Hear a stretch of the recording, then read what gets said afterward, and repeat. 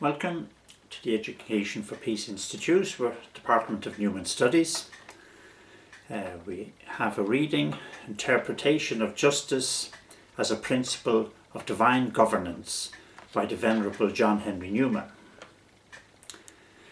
The quotation beginning is, "They have healed the hurt of the daughters of my people slightly, saying, peace, peace, where there is no peace." There will ever be persons who take a favourable view of human nature, and they are disposed to believe that evils of life are light and transitory, and its issues as satisfactory. That superficial judgment consisted not in a promising of a cure for the wounding soul, but in healing the hurt of the daughters of God's people slightly, saying, peace, peace, before they have ascertained either the evil or its remedy. We are reminded of this important truth that they, and only they, who are sow in tears will reap in joy. Human nature appears more amiable than it really is, because it is not tried by disappointments. It appears more just because it is then in the interest to respect the rights of others for our own advancement.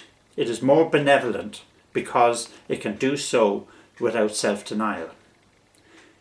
The opinions alluded to in these remarks assume a defined doctrinal basis.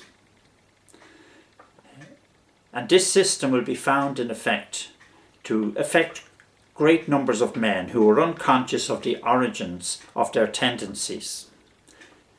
The essential dogmas are that the rule of divine governance is one of benevolence, that the rule of divine government is one of benevolence, and nothing but benevolence, and that evil is but a remedy and temporal.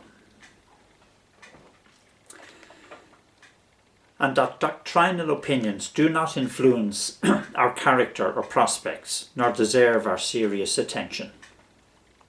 The consideration most commonly adduced by the advocates of the absolute unmixed benevolence of the divine government and the venial nature of sin according to the provisions of that government is an a priori argument, founded on an appeal to the supposed instinct of our nature.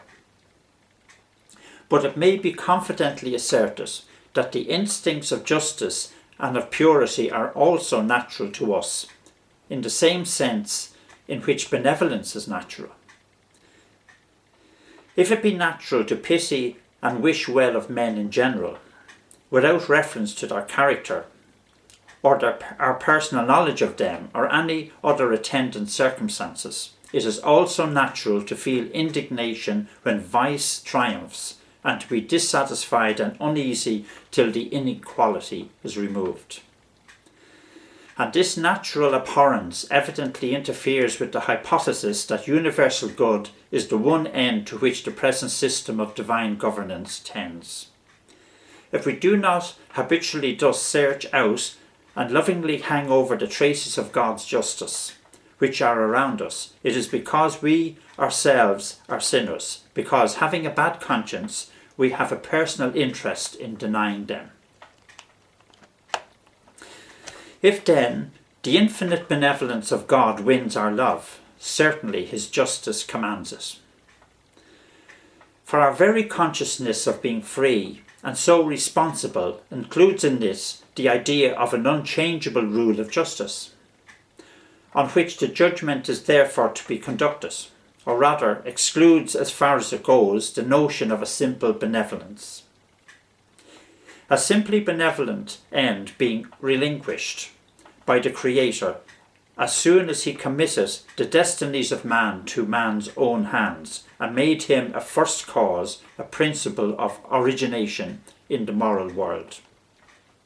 Considerations such as these are sufficient for the purpose for which I have employed them, sufficient to act as a retort, by means of their own weapons, upon those who would undermine our faith, little as they may mean to do so, rather who would lead us not merely to a rejection and perversion of Christianity, but even to a denial of the visible course of things as they actually exist. That is, to that unreal and unpractical view of human nature which was described at the offset.